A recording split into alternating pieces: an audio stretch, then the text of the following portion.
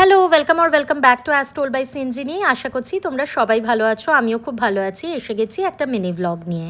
Today 17th August 2026 Monday, আর সকাল থেকে কি ভীষণ বৃষ্টি হচ্ছে। অ্যাকচুয়ালি গত দুদিনে আমাদের এখানে মনে হয় এক ফোঁটাও রোদ ওঠেনি।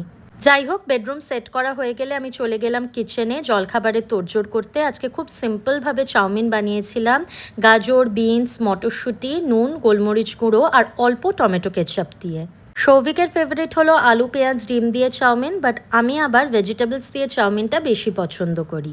চাউমিন তৈরি হয়ে গেলে সৌভিককে টিফিনে দিয়ে দিলাম। ও অফিস পৌঁছে ওই 11:30-12টা নাগাদ এটা খেয়ে নেবে, আর আমি আর মা তো ব্রেকফাস্টেই চাউমিন খেয়ে নিয়েছি। দেন আমি ওয়াশিং মেশিনে কয়েকটা জামা কাপড় কেচেছিলাম, সেগুলো শুকিয়ে গেছে, তাই পাট করে আলমারিতে তুলে রাখলাম। এমনিতে বর্ষাকাল ভালো লাগলেও এই মেঘলা ওয়েদারের জন্য জামা কাপড় শুকোতে যে কত সময় নিচ্ছে, আর সেটা সত্যি খুবই বিরক্তিকর। আজকে সারাদিন আর বিশেষ কিছুই করিনি, তাই ভিডিওতেও কিছুই দেখানোর নেই। শরীরটা ভালো লাগছিল না। তবে সৌভিক অফিস থেকে ফিরে আসার পর রাত 8:30 নাগাদ আমাদের বাড়ি থেকে ঠিক 5 মিনিটের দূরত্বে একটা হনুমানজির মন্দির আছে, সেই মন্দিরে গিয়েছিলাম। প্রতিদিন সকালবেলা সন্ধেবেলা এই মন্দিরটাতে ভীষণ ভিড় হয়, কিন্তু আজ আমি যখন গেলাম বেশ ফাঁকা ফাঁকাই ছিল।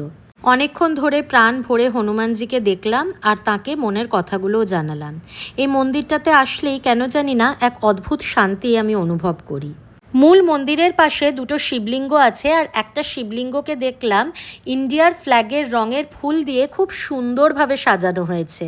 আসলে দুদিন আগেই স্বাধীনতা দিবস ছিল, তো তাই। আশা করছি হনুমানজি যেন আমাদের সবাইকে ভালো রাখেন, সুস্থ রাখেন, আর তাঁর আশীর্বাদ যেন আমাদের উপর সবসময় থাকে।